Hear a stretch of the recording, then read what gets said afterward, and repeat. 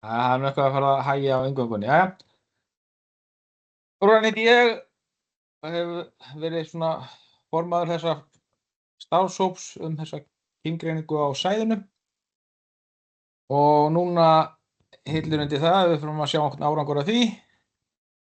Núna í vikunni á semst að byrja að nota þetta kyngreinda sæði, enda farið að dreifa því úr angúrsunum, þessum ángur sem var tekið úr. Þessi kynningarfundur á að er fyrir bændur, þar sem á að svona fara léttilega við það hvers er vænst af bændum sem ætla að taka þátt í þessari tilraun með okkur. Þar sem við ætlum að skoða munin á annars vegar kyngreindu sæði og hins vegar ókyngreindu sæði. Og þetta er blind tilraun, þannig að hvorki sæðingamenn bændur vita hvað þeim er í höndunum. Og Guðmundur Jóhannesson og Höskuldur Jensson ætla semst að vera með erindi hérna eftir 2 stutt erindi. Það sem annars vegar eru að kynna ykkur hvaða aðstæða þarf að vera til staðar og svo hvaða gripi á að nota í þessa tilraun. Og ég held, myndi að byrja? Já, ætli það ekki. Já, verið svo vel, Mundi. Herru, takk. Komið öllum sæl. Nú alls ekki rétt að reyna að deila skjánum hérna, það skætir að tekist svona. Sjáu þið eitthvað núna? Já. Já. Gott. Herðu já, ég ætla nú að hafa þetta bara stutta kynningu hérna, en hérna, eins og sjálfst vitið að þá sem sagt kyngreindu við sæði hérna á Íslandi í fyrsta skipti í nýliðnum desembermánuði. Og það kom hérna til landsins færanleg rannsóknastofa frá ST Genetics Europe sem með höfuðstöðvar í Gouda í Hollandi. En náttúrulega með rannsóknastofur alla Evrópu og starfsfólki sem kom til að kyngreina var frá rannsóknastofum alla Evrópu, þannig að þau höfðu fæstað sést áður eða unnið saman áður. Þetta gekk nú svona svolítið brösulega til að byrja með, bæði þurfti að stilla búnaðinn og eins að finna út í rauninni hlutföllin á hverri sæðistöku þegar voru að skipta hérna sæðisskammtunum í það sem áttu að vera hefðbundið og annars vegar kyngreint, því að það er náttúrulega ekki venjan að vera að taka eða vera hérna frista í rauninni hvort tveggja í einu. Allt hafðist þetta nú samt og það náðist að kyngreina sæði úr 5 íslenskum nautum sem er þá X-sæði eða kvígusæði innan gæsalappa og síðan úr einu angúrsnauti Upsilon-sæði sem gefur þá nautkálfa. Nú við gerum tilraun með sæði til að kanna árangurinn og hérna eins og Tóti sagði þá er þetta blind tilraun og kannski rétt að það komi fram að kyngreinda sæðið er með 4 milljónum fruma í skammti. En venjan er með kyngreind sæði að það sé 2 til 4 milljónir. Yfirleitt það þéttasta sem unnið með eru 4 milljónir. Og árangurinn með sæði með 4 milljónum er náttúrulega betri heldur en með þynnra sæði. Nú tilraunin verður þannig að við munum dreifa nálægt 500 skömmtum af kyngreindu sæði og sama skammtafjölda af hefðbundnu sæði úr hverju af þessum 5 nautum. Sæðistökunum var skipt í kyngreindu hefðbundið þannig að hérna gæðin, misjöfn gæði milli sæðistaka hafa ekki áhrif og sæðið er bara fryst í hefðbundnum mínistráum og merkt með nautanúmeri og tölunum 7 og 8. Hvort 7 eða 8 er kyngreint eða hefðbundið veit ég ekki og það eru rauninni mjög fáir sem vita það og því færri því betra. Úr sæðinu verður dreift nánast allt land. Það eru örfá svæði sem verða ekki með eða verða ekki með í tilrauninni seg. Og það eru semst Vestfirðir, það eru Austur-Skaftárssýsla og Skaftárhreppur og svo Vopnafjörður. Ástæðan er sú að þarna eru búin fá og tiltölulega fáar sæðingar á frjótækni þannig að við töldum að það myndi búa kannski til skekkju bæði út frá frjótæknis og búsáhrifum. En við munum samt sem áður senda inngreint sæði eða setja tilraunasæði á þessi svæði og það verður þá þeir skammtar sem voru umfram það sem við þurfum að nota í tilraun sem fara á þessu svæði. Þannig að það munu allir eiga kost á að nota þetta sæði ef þeir vilja. Ég ætla nú ekki að tala meira það. Höskuldur tala svo hérna svona praktísku atriði varðandi sæðingarnar, val á kúnum og aðstöðu og annað þvílíkt. En ég ætlaði bara svona örsnögt að kynna fyrir ykkur þá nautin sem að hérna eru í tilrauninni. Og það fyrst hérna Snáði 2317 frá Hnjúki Vatnsdal og hann þá að koma í fyrsta skipti til notkunar. Þetta búkasonur og það sem einkennir hann kannski fyrst og fremst að hann gefur mikla afurðagetu, sérstaklega hátt próteinhlutfall í mjólk. Kýrnar eru bolléttar og háfættar og hérna síðan er hann bara í góðu lagi með aðra þætti og heildareinkunn upp á 113 sem náttúrulega mjög gott heildarmat. Stimpill 23020 frá Syðribæs í Öxnadal. Hann undan Ós og móðurfaðirinn Ýmir.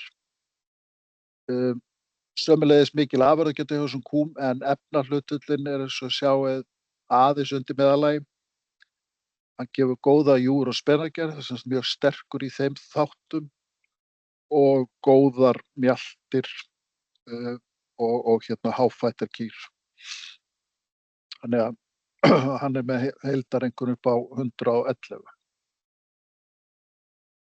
Síðan kemur hérna naut í notkun sem reyndar ekki í tilrauninni en hérna kemur í notkunnun á sama tíma og rétt að hafa hann hérna með. Það Seimur frá Litla Ármóti í Flóa, hann undan Títan og móðurfaðirinn Kópur. Mjög afurðasamar kýr og góð efnahlutfall hjá þeim. Hann hérna með væntanlega gefur bolmiklar og háfættar kýr og sterkasti þátturinn eða með þeim sterkar náttúrulega gríðarlega góðar mjaltir og gott skap og hann með heildareinkunn upp á 111. Matti frá Bryðjuholt í Hrunamannahreppi, þetta bananasonur og móðurfaðirinn Hálmáni. Afurðagetan svona í góðu meðallagi. Hann gefur úrvals góða júgurgerð, sækir það náttúrulega til forfeðra sinna og síðan gefur hann mjög góðar mjaltir og skap. Þannig að hann með heildareinkunn upp á 114 og þess að sjá og sækir hann það fyrst og fremst í sterka byggingareiginleika. Afurðaeiginleikarnir eru kannski örlítið síðri þó þau séu alveg ágætir. Sokkur frá Hvanneyri Andakíl, hann beykissonur og móðurfaðirinn Sjarmi. Gríða mikla mjólkukýr, fituhlutfallið aðeins lágt en próteinhlutfallið hátt. Góða spenagerð en júgurgerðin ekki nema meðalgóð og mjaltirnar eru svona í góðu meðallagi en skapið gott og hann með 114 í heildareinkunn. Og síðan hérna yngstur af þeim Abraham 2330 frá Gígarhólskoti í Biskupstungum. Hann skáldasonur og móðirinn undan Glim. Góð afurðageta þó að próteinið sé aðeins undir meðallagi. Góð júgur og spennagerð og mjaltirnar góðar og skapið úrvals gott og hann með heildareinkunn upp á 110. Á sama tíma og þessir komið notkun að þá fara eldri naut úr notkun. Þannig að við kippum út í rauninni öllum nautum fæddum 22 og eldri. Þeir eru að segja má fullnotaðir, bæði búið að nota á mikið og sumum þeir fara að draga verulegu notkun. Eðlilega þannig að þeir verða áfram í notkun Reykholl, Ísjaki, Miði, Dúskur, Siffi, Gráni, Kvinnur og Nenni og svo þessir 9-6. og síðan kannski rétt að benda á að þetta holtasæði í dreifingu, kannski svolítið misjafnt eftir frjótagnum hvað í kútunum hverju sinni, en ástæða til að vekja athygli á að lundi þá núna í dreifingu bæði með 3 sæðisgerðir, hefðbundið, spermvítal og svo kyngreint Upsilon-sæði. Þá ætla ég ekki að hafa þetta lengra. Takk. Það misti ég miklu. Pabbi sett þetta?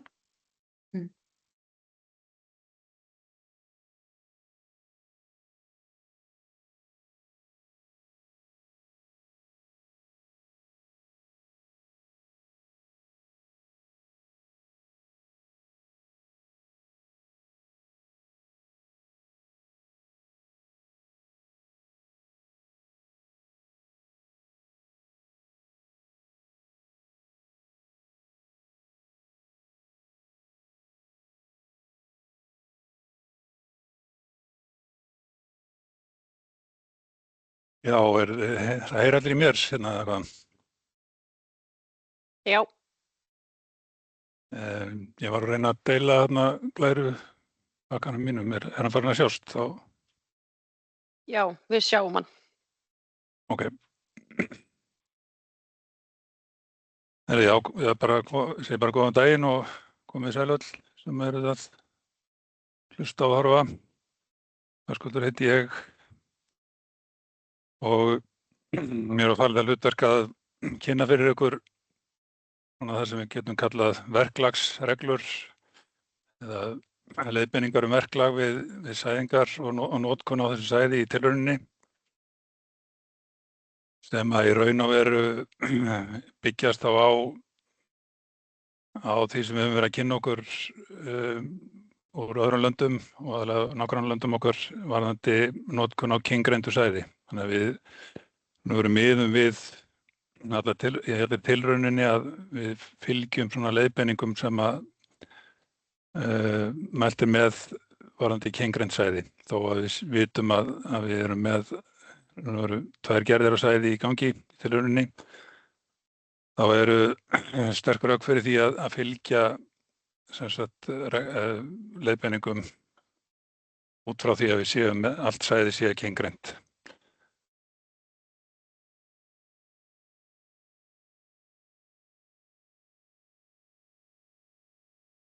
Eins og Guðmundur búinn að koma inn á þá þetta tilraunir sem bæði kyngreint og hefðbundið sæði til helminga og ekki veit hvort þegar stráið tekið upp á kútnum og þá veit enginn hvort ég bóndi eða fljótteknir hvor gerðin að ræða og þetta bara talið nauðsynlegt til þess að fá svona marktæka niðurstöðu á þennan samanburð.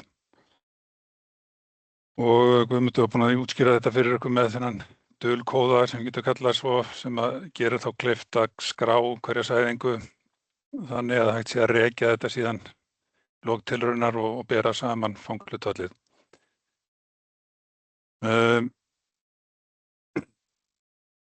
Það sætti með kyngreindu sæði þá nú framkvæmdin á sæðingunni sem slík ekkert frábrugðin öðrum sæðingum.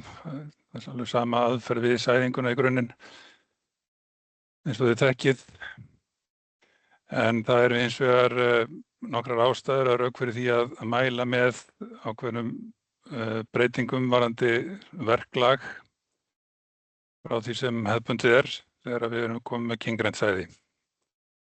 Og ég mun reyna að útskýra fyrir ykkur í hverju þessi munur felst og jafnframt af hverju þessi munur er.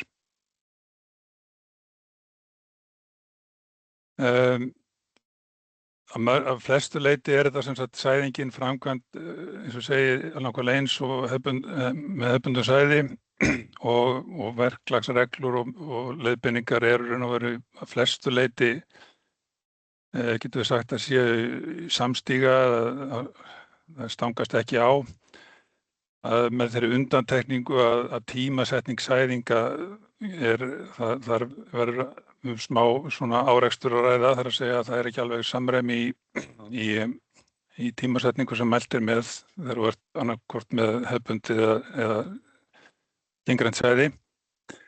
En þessar tímasetningar skarast þó að stórum hluta og við teljum það sé réttast sem sagt að miða tímasetningar í tilrauninni út frá því að við séum með kyngrænt sæði.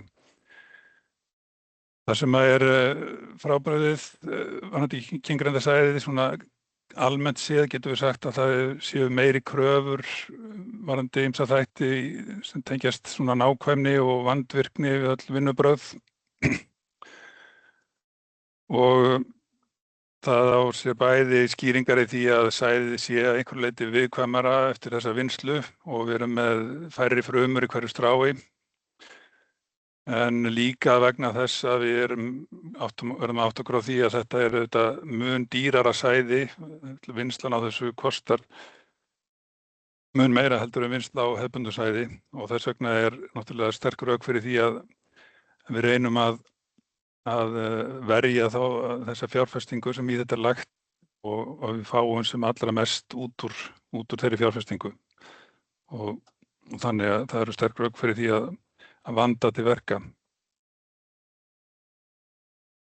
Og það sem munurinn á hefðbundnu og kyngræntu sæði, við getum sagt svona gróflega flokka það í þessa 3 þætti sem þarna eru nefndir, það að segja fyrsta meðhöndlun á sæðinum þegar það tekið úr kútnum og þangað til það komið í kúna.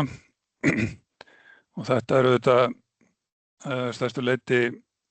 stærstum hluta verkefni frjótæknisins, en það eins og við kemum inn á eftir líka mikilvægt fyrir bændur að vera meðvitaðir þessar leiðbeiningar og það þá kröfur sem gerðar eru til frjótæknanna, því að það jú alltaf að ræða samspil og samstarf á milli frjótæknis og bónda og til þess að frjótæknin geti uppfyllt þessi skilyrði sem þarna farið yfir, þá nauðsynlegt að bændurnir séu með í liði.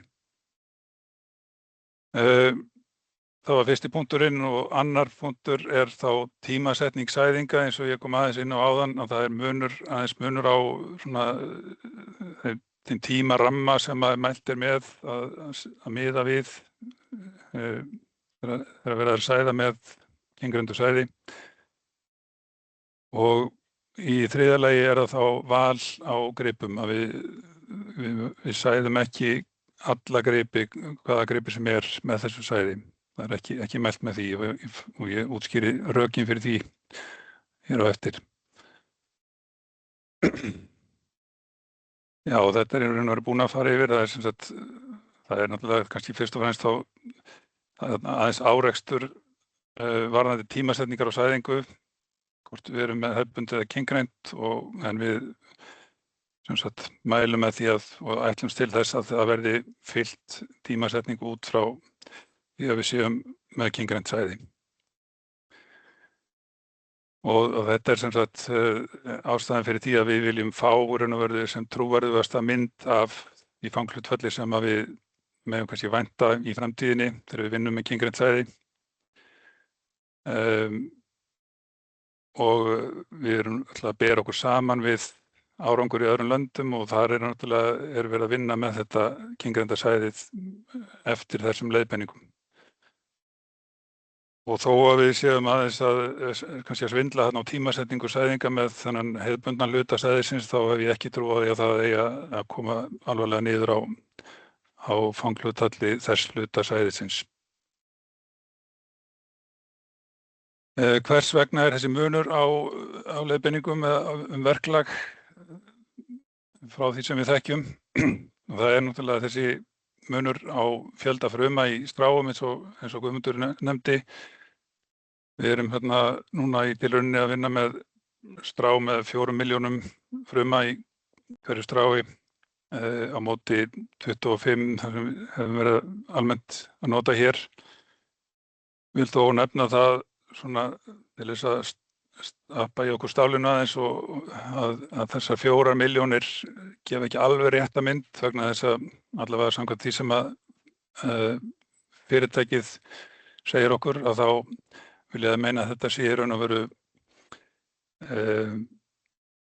jafngildi 8 milljónum af hefðbundnu sæði og rökin fyrir því eru þau að við vinnsluna þá búið að sía út dauðar frumur og gallaðar frumur úr sæðinu þannig að þessar 4 milljónir ættu að vera að miklu leyti sem sagt svona úrvalsfrumur.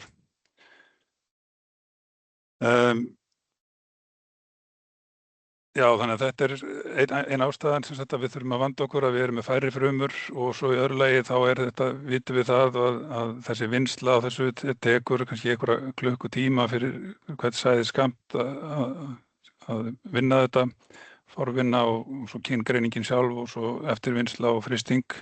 Þannig að mun lengri tími og það auðvitað ákveðið álag fyrir frumurnar að fara í gegnum allt þessa vinnslu. Þannig að það ekki bara þessi færri frumur, heldur getum við líka kannski rekna með að þessi orðnar eitthvað aðeins, við getum kallað þessi orðnar eldri og þetta afstætt og að þær geti einhverju leyti verið búin að ganga á orkubyrði sínar og séu þess vegna svona aðeins viðkvæmari. Eitt sem ágætt fyrir ykkur að útskýra fyrir ykkur aðeins og það þetta með það sem gerist að hluta til í þessari vinnslu að frumurnar eru þá að eldast, svo má segja, og þær eru líka að þroskast og í samanburði við hefðbundin sæði að þá getum við sagt að kyngreindu frumurnar séu komnar aðeins lengra í sínu þroskaferli.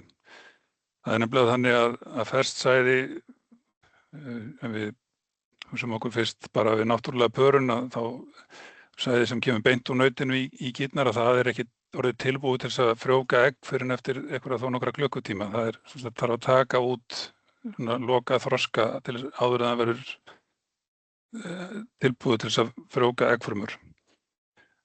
Hefðbundi fryst sæði komið eitthvað aðeins lengra heldur en ferskt sæði beint úr nautinu en það samt ekki tilbúið. Það þarf líka einhverja klukkutíma áður en það getur frjóvgað egg en kyngreindarsæði þá komið lengst og í raun og veru komið bara mjög nálægt eða orðið alveg fullþroskað leið það kemur inn í legið á kúnni.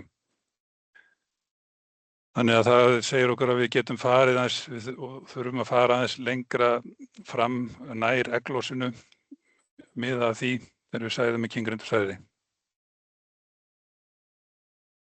Og það alveg ljóst að það eru margar áskoranir að vinna með kyngreindarsæði og til þess að ná góðum árangri og það eðlilegt að fólk sé kannski hikandi og finnist þetta ólíklegt til árangurs en ég vil þó ítreka það að við séum ekki að mála skrattan á veggina óþörfu og bara kannski auðveldast að bara horfa til árangurs í öðrum löndum og þá sjáum við að það að nást þar bara og hefur verið að batna árangur og orðinn bara mjög ásættanlegur að flestra mati. Það oft verið að tala um þessi cirka 10% undir því sem að næst með hefðbundum sæði og í sumum tilvikum sjáum við að þessi munur enn minni. Og við fyrirfram sé enga ástæðu til þess að við ættum ekki geta náð sambærilegum árangri. En við mögum líka kannski búast við því að það geti tekið okkur eitthvað tíma að ná alla sem að þessu koma, bæði ráðgjafa, frjóvtækna og bændur að tileinka sér þetta og vinnubrögð og fleira sem skiptir máli. Þannig að þó að við náum ekki alveg kannski þeim árangri sem við erum að vonast eftir í byrjun að þá held ég að við ættum að gefa því sína smáþolir með að gefa því tíma.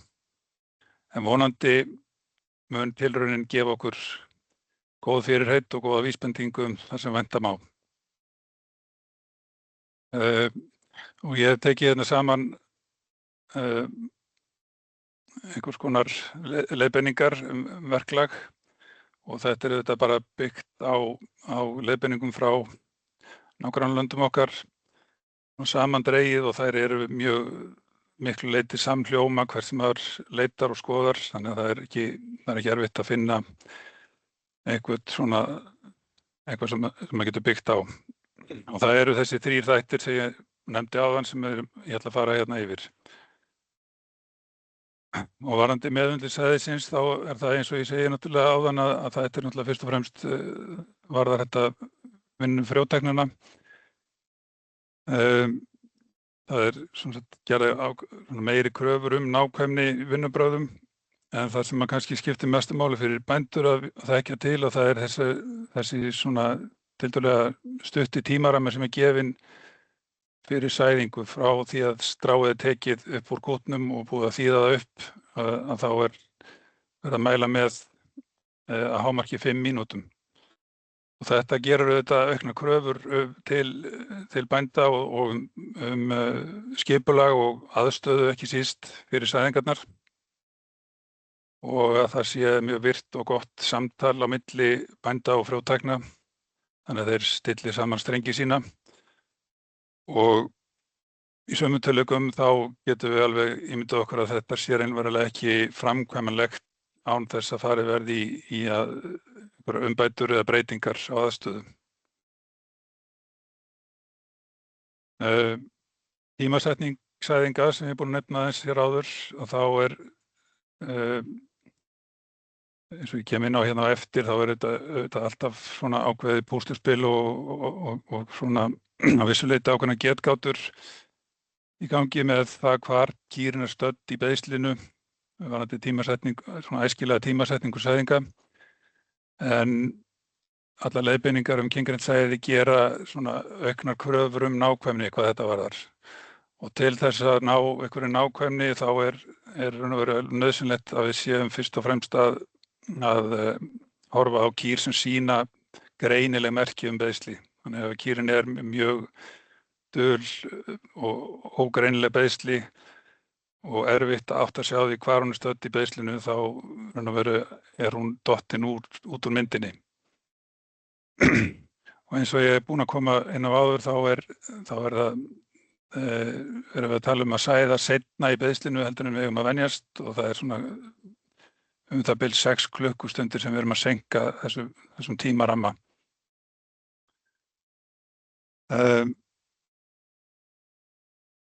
Og þetta þýðir svona í praxis eða í raun að við horfum svona á það hvernig þetta getur komið út, að þá erum við kannski að tala að allavega í sumum tilvikum að fresta raunverulega sæðingu 1 dag frá því sem annars hefði verið valið. Þannig að ef við erum með kýr sem að beiða og við okkur svona allu jöfnu hefðum viljað sæða hana seinni part dags í dag, að þá væri betra með kyngreinda sæðið að bíða með hana þangað til á morgun. En eins og ég sagði þá verðum við að halda okkur við þær kýr sem að gefa okkur þetta greinilega merki. Við ætlum að geta fylgt þessu af einhverju svona einhverju nákvæmni. Og ég hendi þarna upp svona smá mynd daginn og byggi þetta á svona stað þessa stóran hluta frá norskri fyrirmynd. Og þarna erum við með þessa tímaramma, þennan bláa með kyngreindarsæðið og þennan græna með hefðbundna sæðið, og þið sjáu, eins og ég sagði áðan, að þeir skarast að stóran hluta, en æskilegur tímarammi fyrir hefðbundna sæðið byrjar hérna kannski einhverja 8 til 10 klukkutímum eftir að kýrin byrjar að standa undir, ef maður hefur þá séð það. En hinn tímarammin byrjar ekki fyrir þá það byrjar 6 klukkutímum síðar, en líkur þá að samanskapi 6 klukkutímum síðar, og þá komin alveg hérna fram að þeim tíma sem að ætlað egglos á sér stað.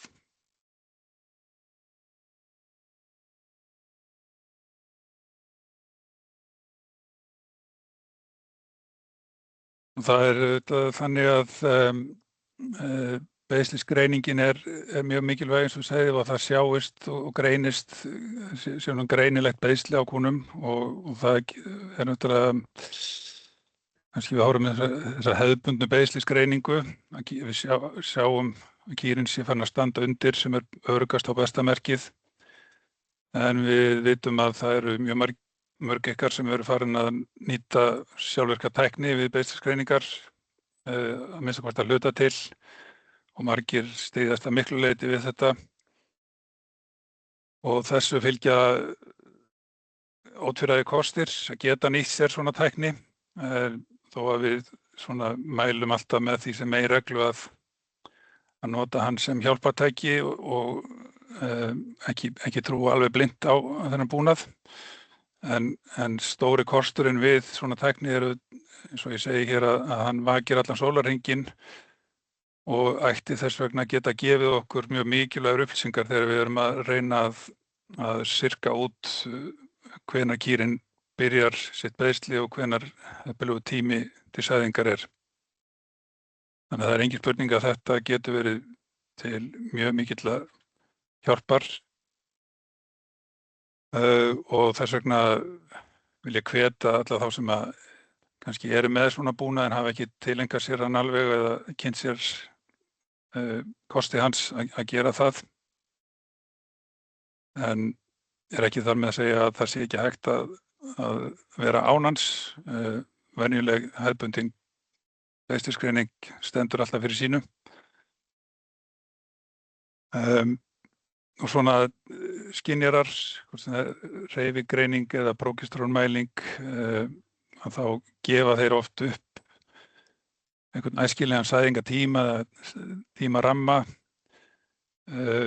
og kannski í flestum tilvikum þá er það bara gefin upp æskilegur sæðingatími fyrir hefðbundið sæði og ég hef ekki alveg kynnt mér það hversu þróuð þessi tækni er og hvað hver og einn búnaður býður upp á, en í sömu tilvikum getur verið að það sé hægt að fá sem sagt að hann gefi upp bæði æskilegan sæðingatíma fyrir hefðbundið og kyngreind sæði.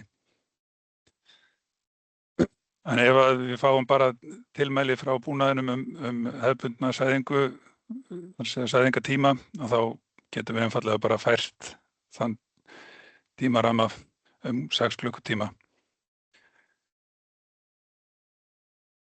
Og ég tók hérna dæmi þetta svona held ég frá, þetta þessi SenseHub sem ég nú ekki viss að margir kúabændur séu með, en bara því þetta svona gefur dæmi búnað sem er hér að gefa tilmæli eða leiðbeiningar sæðingatíma bæði fyrir kyngreind þarna neðri línan og bæði hefðbundið segi ég og kyngreind hérna á efri línunni. Og þarna sjáum við þessa grænu ramma sem er þá svona kjörtími fyrir sæðingar og við sjáum að þessi tilviki þá er kýrin stödd hérna þar sem svarti pílan er og hún er svona alveg að verða fullseint að sæðana með hefðbundum sæði hérna samkvæmt þessu, en hún er alveg á kjörtíma fyrir kyngreind sæði. Við vitum líka að það eru töluvert takmörk fyrir því hversu vel við getum fylgt þessum tímasetningum eftir bókinni. Það er veldar að tala nýja komast með það og það er takmörkin felast meðal annars í því að flestir eru við erum að bjóða upp á sæðingar einu sinni á dag á hverjum bæ. Flestar sæðingar eru innan ákveðins tímaramma á deginum og margir bændur hafa sagt mér að frjótæknarnir mæti nokkurn veginn svona ákveðnum stuttum tímaramma yfirleitt á hverjum degi, þannig að það er ekki mjög mikið svigrúm til þess að láta sæða snemma á morgnana eða seint á kvöldin eða eitthvað slíkt og það er einfaldlega mjög takmarkað möguleika fyrir frjótækna að fara að eldast við eitthvað slíkt. Þannig að þetta verður alltaf svona púsluspil þar sem við reynum að gera okkar besta og alltaf mikilvæg forsenda að kýrnar sýni nokkuð greinilega og glögg beiðsli þannig að við getum áætlað hvar þær eru staddar, sérstaklega þegar kyngreind sæði er að ræða.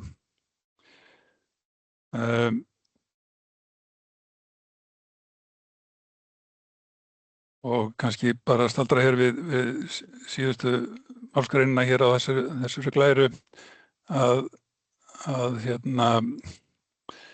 held við verðum að gera sætta okkur við það að þar sem að það verði alltaf einhver tilvik þar sem að kýrnar eru mjög greinilega ekki á réttum tíma, þó við hefðum viljað að sæða þær með kyngrindusæði, að það sé raunverulega óraunhæft að hitta á þær allavega á þessu beiðsli og þá er frekar mælt með því að sætta sig bara við það og nota hefðbundið sæði frekar í þeim tilvikum.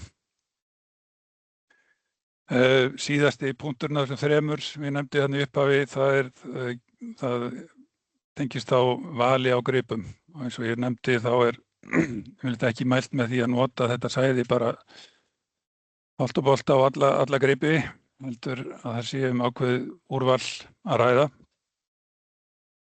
og af hverju það og hvaða gripir eru þetta sem við ættum þá að stefna á að sæða með kyngrindusæði.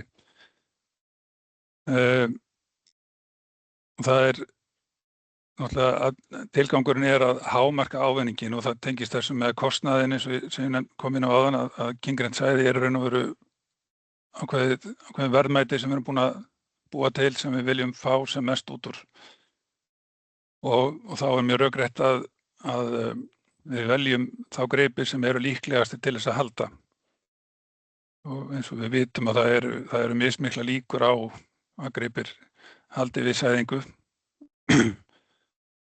og ef við erum með gripir sem við á einhverjum ástæðum teljum vera með lakari frjósemi þá ættu þeir ekki að vera með í pottinum.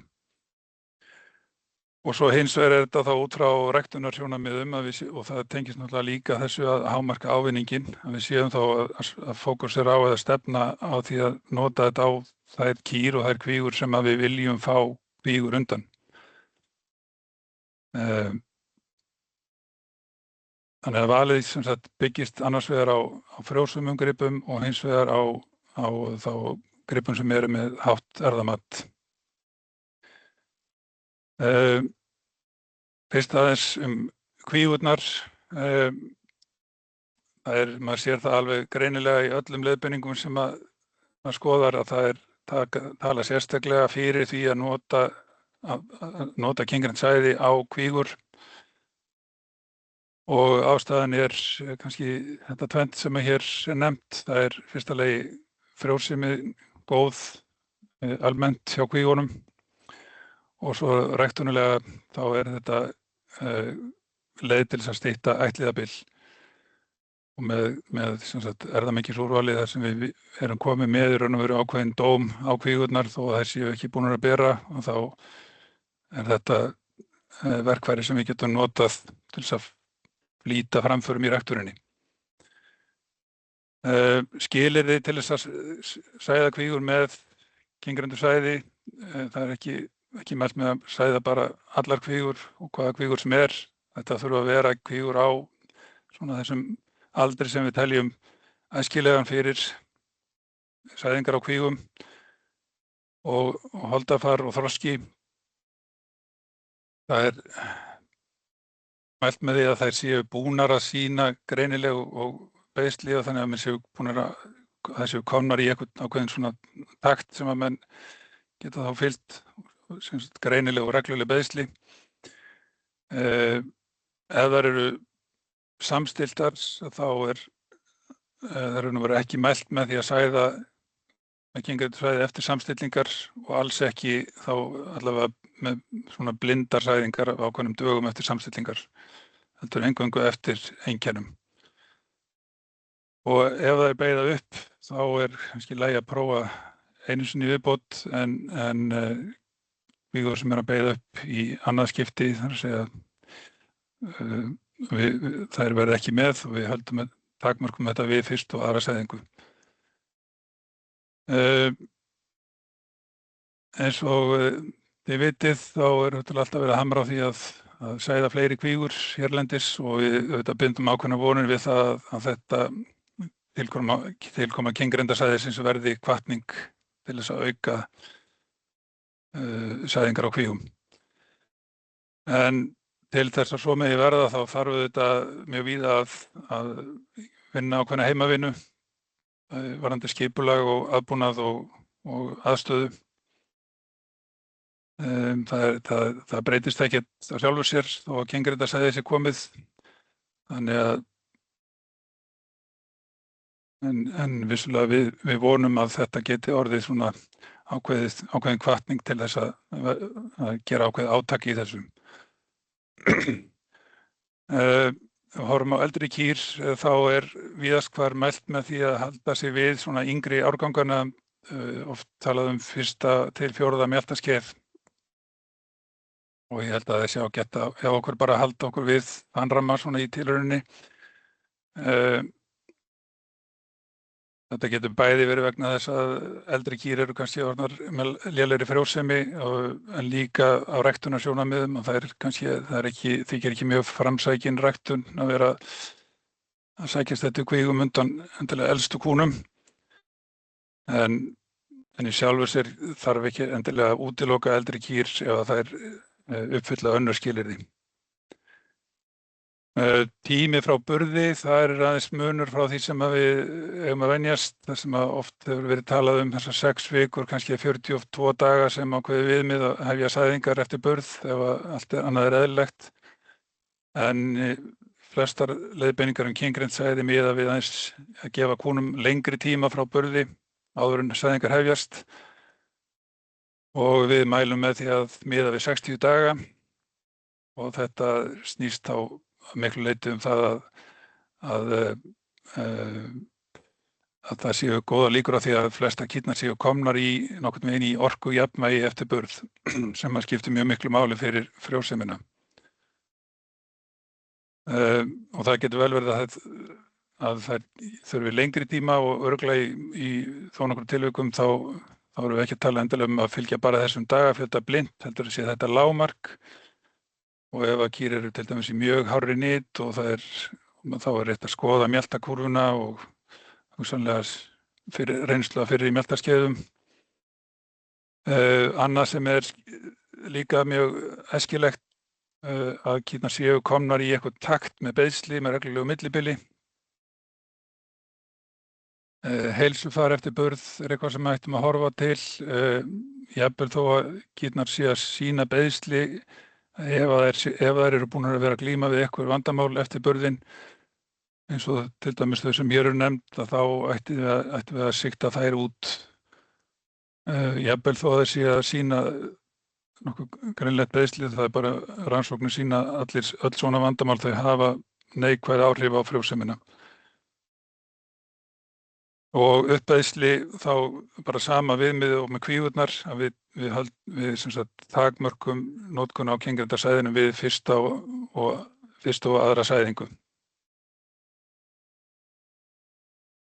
Og já, lokaglæran nú bara þetta svona samantekt á öllu sem ég var að fara hér yfir og ég ætla nú ekki að fara að lesa þetta allt yfir. Þetta svona uppkast að einhvers konar einblöðungi eða svona leiðbeiningur sem að hugsanlega verða sett inn á nautaskrána og jafnvel hugsanlega dreift með frjótæknum. Og þá ætla ég að láta þetta duga í bili allavega. Takk fyrir mig. Já, takk fyrir þetta og komið þið sæl. Gaman að sjá hvað margir mæta hérna á þennan fund, enda viðfangsefni spennandi. Ég tók að mér að stýra hérna umræðum sem Tóti vildi losna við það. Takk fyrir þessi erindi, Höskuldur og Guðmundur. Og þá bara gef ég orðið laust. Ekki einhverju sem vilja spyrja eitthvað út í þetta mál?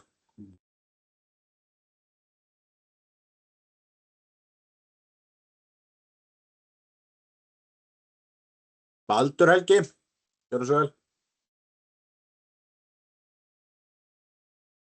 Heyrir í mér? Já. Flott, ég vil þakka kærlega bara fyrir erindin og þetta var mjög fróðlegt og greinagott og bara, já, þakka kærlega fyrir það. Það er svona kannski svona 2 atriði svona bara til umhugsunar. Eitt svona varðandi einn svona, ef við getum kallað svona sölupunkt varðandi þetta, það er varðandi sæðingar og kvígum, að þetta er líka held ég svona sem ég held að við höfum ekki að gera lítið úr. mikilvægt að þetta líka dýravelferðarmál, sko, það er svo miklu auðveldara og kannski bara bændavelferðarmál líka því að það er svo miklu auðveldara fyrir kvígurnar að bera kvígukálfum heldur en nautkálfum, þannig að það er punktur sem við ættum að taka með líka. Svo ég að velta fyrir mig bara hvort að þetta gefi ekki svona til fyrir dýralækni nautstöðurinnar að leggja land undir fót og vera með nokkuð svona beiðslisgreiningar námskeið og skerpa svona á helstu atriðum varðandi það því að auðvitað er það mikilvægt atrið en það er náttúrulega alveg sérstaklega mikilvægt núna og þannig að ég svona hvort að það væri ekki ágætt framhald af þessu meðan að núna á svona næstu vikum og mánuðum þegar þetta er að fara í gang. Takk fyrir. Takk fyrir þetta, Baldur. Þetta eru bara fínar góðar ábendingar. Vilt þú bregðast við, Höskuldur, varðandi beiðslisgreiningarnámskeið? Já, ég bara þakka Baldri fyrir ábendingarnar og ég allavega vilja gerður, held ég megi segja varðandi það og ég held að það sé bara mjög góð hugmynd að skoða það mjög í fullri alvöru. Já. Og mér finnst ágætt að einmitt að kemur með þennan punkt með burðinn á kvígunum. Ég sé til dæmis í norskum leiðbeiningum eða frá Geno og þar er þetta svona tekið fram sérstaklega sem rök fyrir því að nota kyngreind sæði á kvígur, að það sé léttari burður með kvígukálfa. Það er svona ekki séð það mikið annar staðar en mér heyrist á Baldri allavega að það sé hans reynsla og það veri svona rólegt og gaman að heyra frá öðrum hvort að þeir geta tekið undir það. Ég hef aðeins veltið fyrir mig hvort að þetta geti hugsanlega það orðið til þess að hjálpa okkur eitthvað áleiðis í að minnka þessi miklu afföll kálfa í fyrsta burði. En sennilega eru einhver fleiri atriði sem að spila þar inn í, en allt getur hjálpað. Takk fyrir þetta. Sveinbjörn?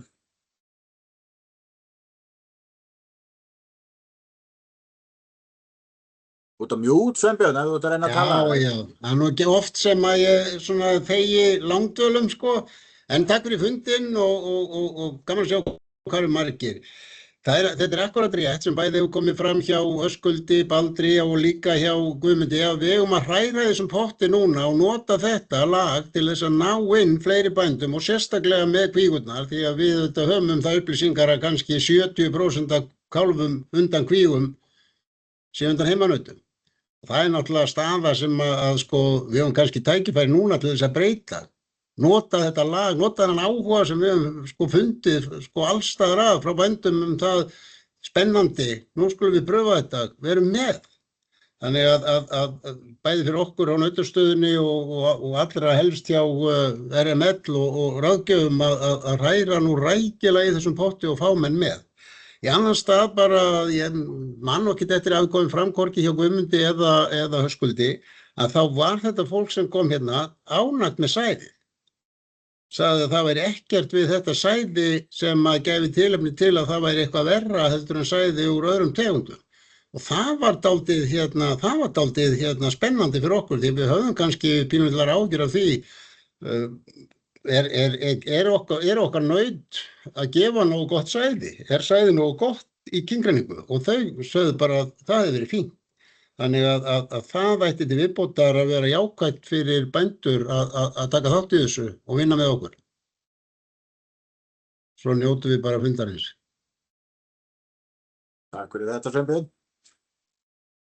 Er ekki einhverju fleiri sem eru með einhverja spurningar eða vangaveltur varðandi þetta málefni?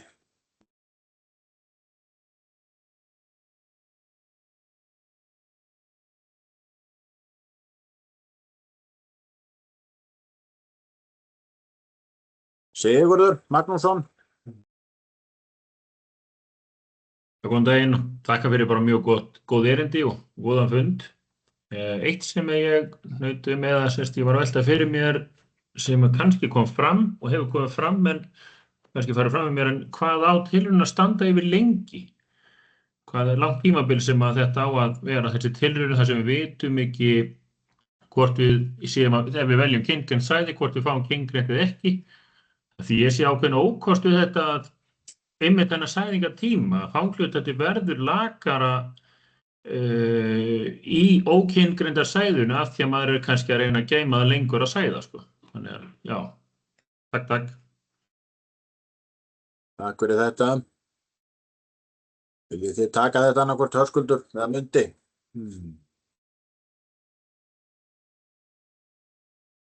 Ég skal bara taka. Það er svo sem kannski ekki alveg hægt að svara eitthvað til en stendur lengi en svona miðað við notkun á sæðingum þá reiknum við með að þetta gæti verið svona út mars þangað til sæði væri búið. Svona út mars fram í miðjan apríl. Nema að ásóknin verði alveg brjálæðisleg. Það eru semst þessi skammtar sem við þurfum bara að dreifa og auðvitað er að mörgu liti best að gera það á sem stystu tíma.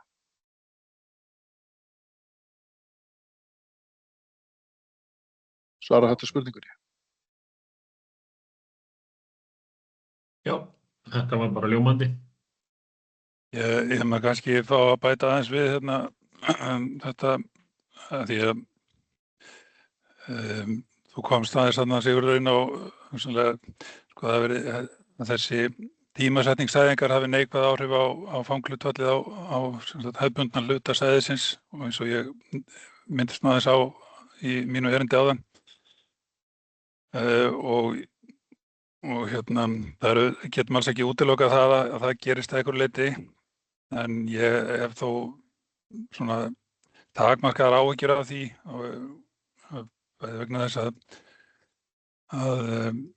þá að við senkum sæðingunni þessa 6 klukkutíma þá þetta í flestum tilvikum séum við að sæða inn á þokkalega góðum tímaramma fyrir hefðbundna sæði líka og svo á móti koma ýmsir önnur atriði sem eru hífa kannski upp fanghlutfallið í tilrauninni þessi meiri nákvæmni við öll vinnubrögð og val á gripum þannig að eins og einu sagði, við getum ekki alveg horft fram í þessu en þetta er, ég held að við ættum ekki að hafa miklar áhyggjur af þessu.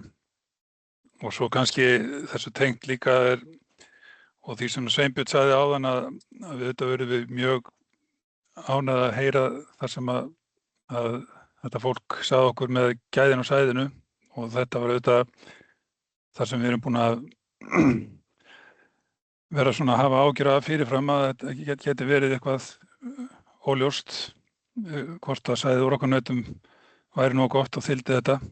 Það er auðvitað kemur líka að því sem ég hef aðeins heyrt utan að mér og er mjög eðlilegt að menn er að spyrja af hverju er að fara í þessa tilraun, af hverju hefur ekki bara farið beint í að dreifa þessu kyngreinda sæði eins og gert annars staðar. En það var auðvitað svona svar við þessum áhyggjum okkar að við fengum þetta tilboð og tillögu að setja upp þessa tilraun til þess að fá þennan samanburð og gefa okkur svona meira sjálfstraust til þess að fara í þetta fullum krafti. Og ég skil alveg spurninguna og kannski óþreyju fólks að fá þetta bara óblandað og fullum krafti, en ég held að einhverju mánuður eða hálft ár til eða frá kannski skiptir ekki öllu máli svona til lengri tíma litið. Vonandi bara fá við hagstæða niðurstöðu út úr þessu og bara förum svo í þetta fullum krafti í framhaldinu. Takk.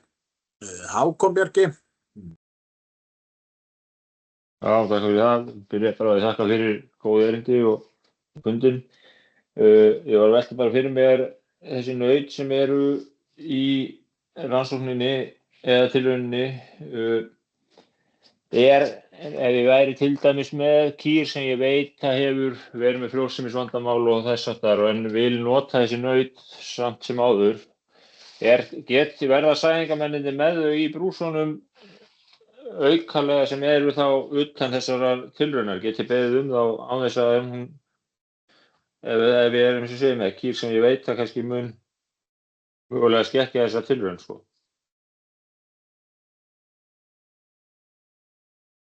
Takk fyrir þetta.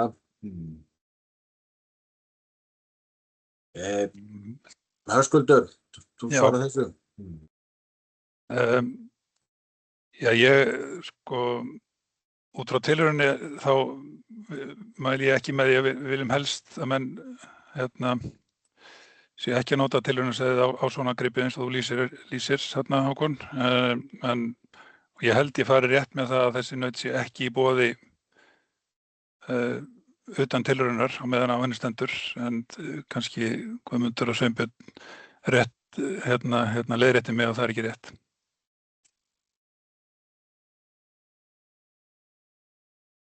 Takk.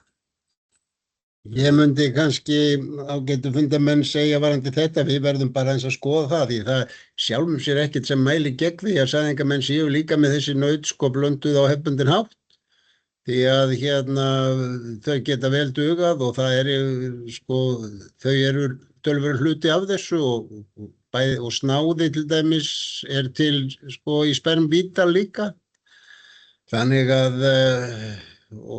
það held ég ekkert útilokað að fljótteknar verði með þessi naut til hliðar.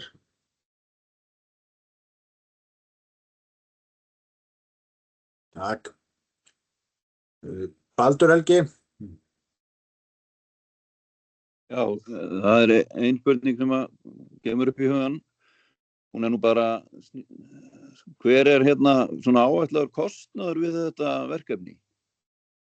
Hefur það svona verið tekið saman svona í grófum dráttum? Takk. Takk fyrir þetta. Ég held að það fari allt eftir því, Baldur, hvernig þú spyrð. En við erum að borga sko 23,5 evru fyrir hvert strá sem þeir skipu eða skelltu inn í gluggann. Og þannig að við getum verið svona með öllum kostnaði að vera einhvers staðar í kringum 15-20 milljónir, en svo er ótalið ýmislegt annað sem að menn þurft að gera varðandi breytingar hér, en það er náttúrulega bara smámunir miðað við hvað hefði kostað að byggja þetta og tækja þetta upp hér. Þannig að við erum svona ekkert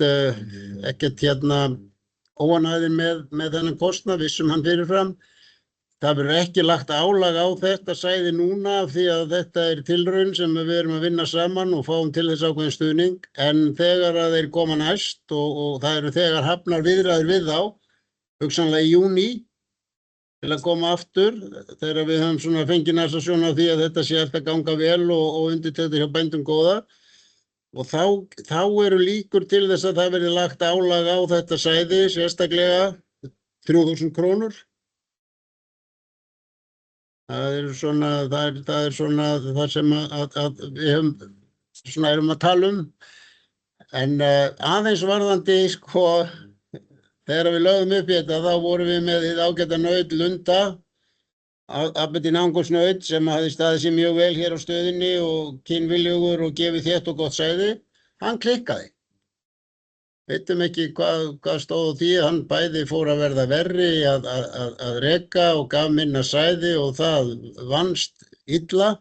Þannig að staðinn fyrir að vera með kannski 2.000 skammta úr honum sem við bjuggumst alveg við að við getum gert, þá óttum við 500. Það voru vonbrigðin. Þannig að fyrir næstu törn sem að, hvort sem hún verður í júní eða hvenær sem það gerist, ætlum við að reyna að vera búin að tryggja okkur minnst að kosti 2 naut svona til þess að hafa til hliðar við íslensku nautin.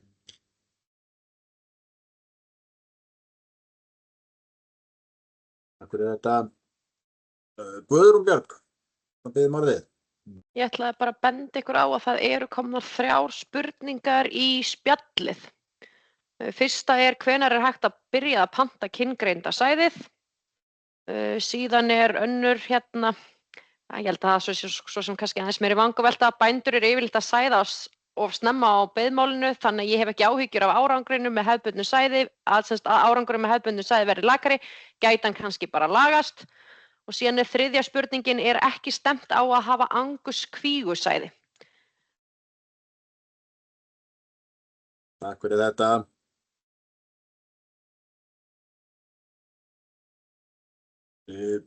Baldur, þú ert með hendi uppi ennþá, Ertu með meiri vangaveltur eða ættir að taka niður?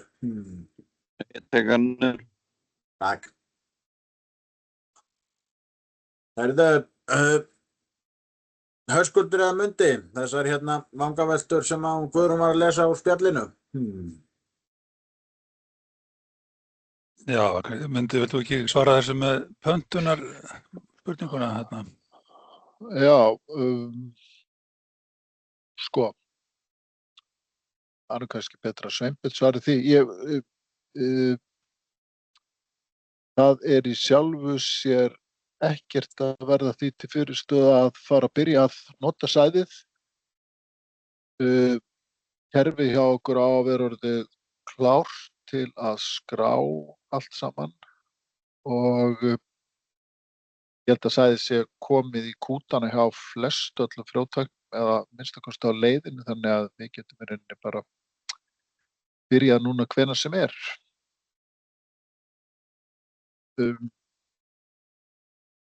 Kannski rétt að leyfa okkur aðeins að tala saman fyrst og tekka hvort það sé ekki allt saman klárt og þá getum við farið að gefa grænt ljós á það. Aðeins varandi hérna kvígusæðið úr Angus að þá höfum við svo sem ekki rætt það en hérna það vel mögulegt og sérstaklega með hliðsjón af því að þessi aðferð sem að ST Genetics beitir er þannig að það hægt að kyngreina bæði kvígu og hérna nautkálfasæði í einu. Þannig að það mætti vel hugsa sér að ef við fengjum næst þegar við kæmu og væri verið að kyngreina Upsilon-sæði úr angusnauti að taka einhvern hluta í X-sæði eða fyrir kvígu. Það væri alveg mjög vel hugsanlegt og hérna þyrfti ekki hafa í för með sér neitt auka kostnað. Eða lítinn. Takk fyrir þetta. Þá hérna, förum við ná stutt í þessu. Er eitthvað að brenna inni með spurningu lokin? Er eitthvað sem stendur út af, fólk hefur ekki fengið svör við?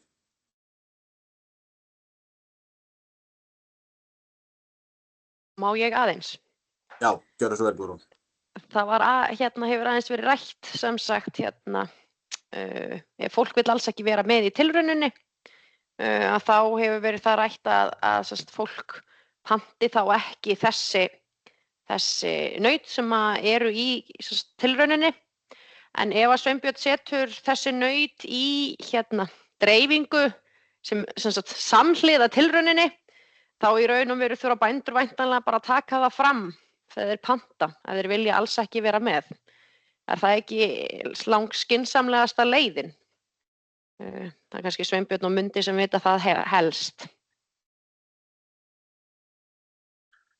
Það í rauninni langbesta leiðin ef þú vilt ekki vera með að það sé í rauninni bara samskipti við þinn eigin frjótækni. Og að reyna að fara að miðstýra því eitthvað að verður til þess að skilaboð kannski berast ekki og verður ákveðin misskilningur.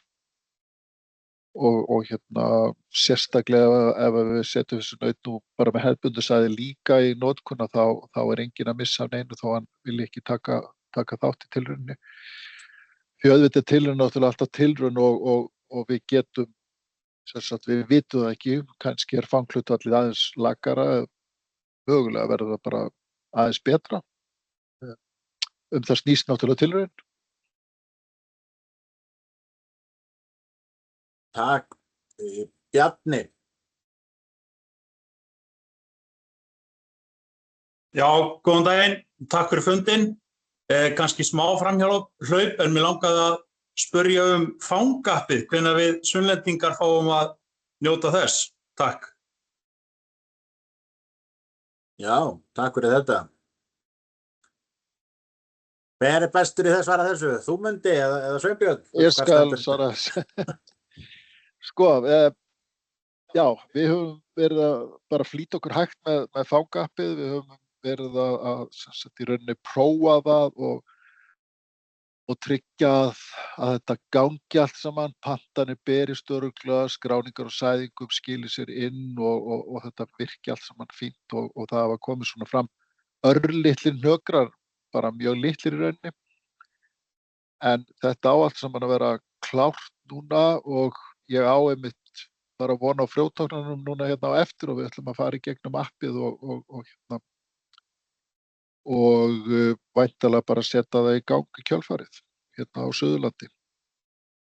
Og það í sjálfu sér ekkert því til fyrirstöðu að taka það í notkun hvar sem þetta snýst í rauninni bara að frjóttaknandi séu klárir og þetta náttúrulega flækir aðeins þeirra líf að fá pantanir á 2 stöðum en á móti kemur það einfaldar þeirra líf annars staðar að þeir eru þá búnir með sæðingaskráningar dagsins bara strax eftir síðustu heimsókn.